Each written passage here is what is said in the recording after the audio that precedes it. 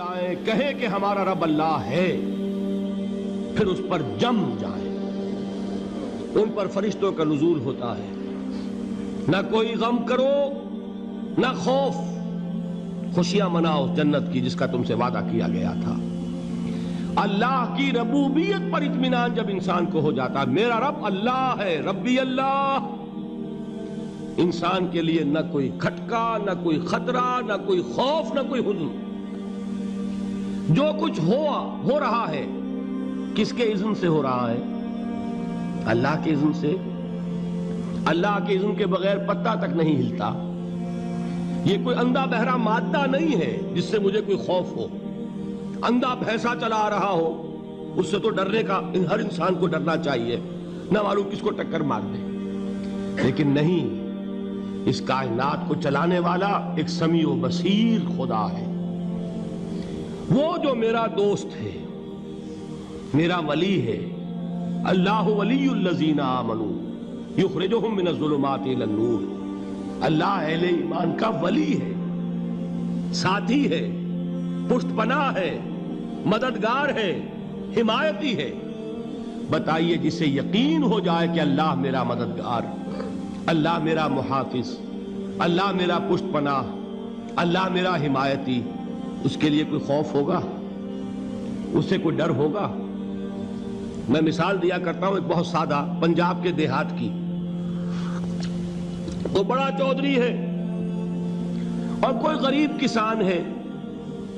اس غریب کسان کے جانوروں کو ہر وقت اندیشہ ہوگا چوری کا، کوئی میری بھینس کھول کر نہ لے جائے، کوئی میرا بیل کھول کر نہ لے جائے۔ لیکن جس کے بارے میں یہ سب کو معلوم ہو کہ وہ جو بڑا چودھری ہے وہ اس کا دوست ہے، اس کی بچیا کو کوئی خوف ہوگا؟ اس کی بھینس پر کوئی ہاتھ ڈالے گا؟ اسے کوئی اندیشہ ہوگا؟ نہیں۔ کیوں؟ کہ وہ بڑا چودھری، بڑا اس کا یہاں کا سردار، جاگیردار، سب کو معلوم ہے وہ میرا دوست ہے، کوئی میرے خلاف اقدام نہیں کر سکتا۔ اس دنیا میں یہ چھوٹی سی بات اگر آپ کے دلی اطمینان اور سکون کا باعث بن سکتی ہے تو ذرا تصور کیجئے۔ میں لفظ تصور استعمال کروں گا صرف اس لیے کہ اس کا ہم جس کو کہتے ہیں ادراک اور شعور کر نہیں سکتے، اگر کے ساتھ کر سکتے۔ اگر یقین ہو کہ اللہ میرا مددگار اور یقین ہو کہ اللہ ہر آن میرے ساتھ ہے، پھر کوئی خوف؟ کس کا خوف؟ کوئی شے اللہ سے بالا تر ہے؟ کوئی قوت اس سے زیادہ طاقتور ہے؟ کوئی اس کے ارادے کو بدلنے والا ہے؟ کوئی اس کی مشیت کے آڑے آنے والا ہے؟ یہی بات ہے جو حضور نے فرمائی، یہ ایمان کا حاصل ہے لب لباب، کہ دیکھو اچھی طرح اس بات کو ذہن نشین کر لو۔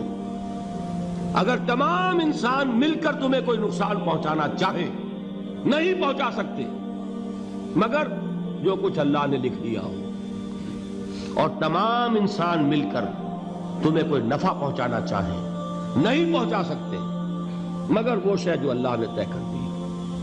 آپ پھر میں کہوں گا ذرا طاری کیجئے، اسے فرض کیجئے، اسے سوچئے۔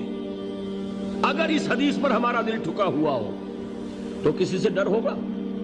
یہ مجھے نقصان نہ پہنچا دے، یہ میری رپورٹ خراب نہ کر دے، یہ میری انکریمنٹ نہ رکوا دے، یہ میرا یہ نہ بگاڑ دے، یہ میرے یہ نقصان نہ پہنچا دے۔ اس کا ڈر، اس کا ڈر، اس کا خوف، اس کی خوشامد، اس کے لیے جا کر طرح طرح سے اپنی عزت نفس کو ذلیل کروانا اس کے سامنے، یہ سب کچھ کیوں کرتا ہے انسان؟ جب سمجھتا ہے کہ اس کے ہاتھ میں میرا کوئی نفع ہے، اس کے ہاتھ میں میرے لیے کوئی ضرر ہے، یہ مجھے کوئی غضب پہنچا سکتا ہے، یہ مجھے کوئی نقصان پہنچا سکتا ہے، یہ میرا کوئی کام بنا سکتا ہے، یہ میری کوئی ضرورت پوری کر سکتا ہے، اسی کا نام شرک ہے۔ جہاں آپ نے یہ سمجھا کہ غیر اللہ کے اندر کوئی طاقت موجود ہے، وہی شرک ہے۔ بتوں سے تجھ کو امیدیں، خدا سے نومیدی، مجھے بتا تو صحیح اور کافری کیا ہے؟ شرک تو یہ ہے۔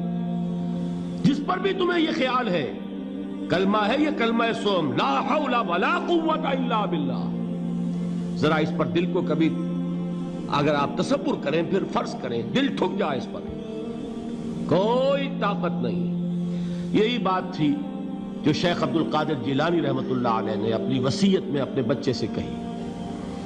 11ویں دینے والے ہیں، لیکن حضرت شیخ عبد القادر جیلانی کی وصیت اور تعلیمات کو کتنے لوگ ہیں کہ جانتے ہو؟ یہ جن مقامات تک پہنچے ہیں وہ کس چیز کی بدولت پہنچے ہیں؟ انہوں نے جو پیغام دیا وہ کیا تھا؟ اے میرے بچے، جس طریقے سے قرآن مجید میں حضرت لقمان کی نصیحتیں جو ہے نقل کر دی گئی ہیں، میں یہ عرض کروں گا بالفرض اگر قرآن حضرت عبد القادر جیلانی کے بعد نازل ہوا ہوتا تو شیخ عبد القادر کی یہ نصیحتیں بھی قرآن میں درج ہوتی. اتنی اونچی نصیحتیں ہیں. اے میرے بچے، اس حقیقت کو ذہن نشین کر لے، لا فاعل فی الحقیقت ولا مؤثر الا اللہ. اس کائنات میں نہ کوئی فاعل حقیقی ہے نہ مؤثر حقیقی ہے سوائے اللہ کے. کسی شے میں کوئی تاثیر نہیں اگر اللہ نہ چاہے. آگ جلا نہیں سکتی اگر اللہ نہ چاہے. پانی ڈبو نہیں سکتا اگر اللہ نہ چاہے. زہر ہلاک نہیں کر سکتا اگر اللہ نہ چاہے. کوئی چیز فائدہ نہیں پہنچا سکتی اگر اللہ نہ چاہے. تو در در پہ کیوں سر جھکاتے ہو؟ در در پر کیوں جبیں سائی کرتے ہو؟ سب کے سامنے کیوں ہاتھ پھیلاتے ہو؟ ایک اللہ سے مانگو. ایک اللہ کے سامنے زمین پر اپنی جبین رکھو. لا فاعل فی الحقیقت ولا مؤثر الا اللہ. نظر آتا ہے ہمیں کہ پانی پیاس بجھا دیتا ہے. پیاس بجھانے کی صلاحیت پانی میں نہیں ہے، اللہ کے اذن سے.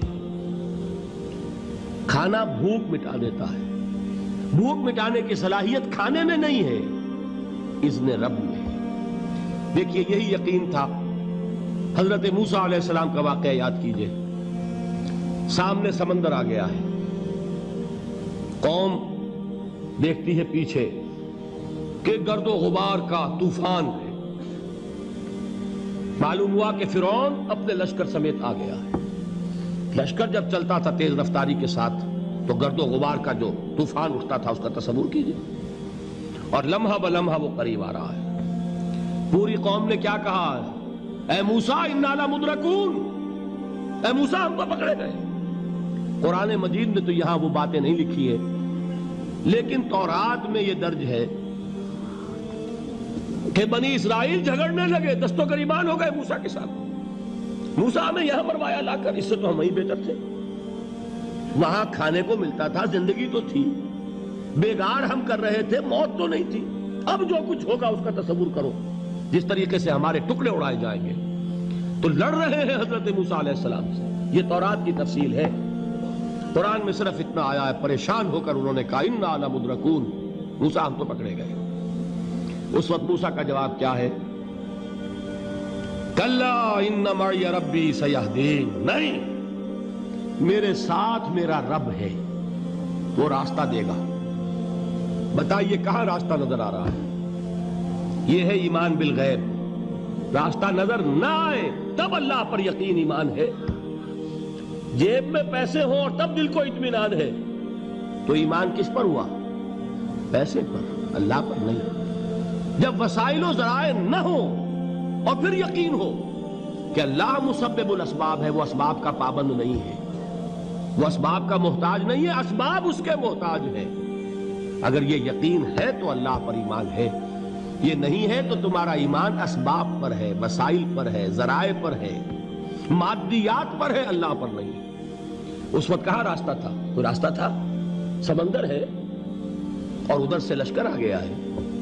کلا ان معی ربی سیہدین. اب دیکھیے ایمان کہہ دینا آسان ہے، ہوا معکم اینما کنتم. جہاں کہیں بھی تم ہوتے ہو اللہ تمہارے ساتھ ہوتا ہے. لیکن اس کا یقین قائم ہو جائے تو زمین و آسمان کا فرق واقع ہو جائے. Thanks for watching. Please subscribe, like, share Mufti Sufyan.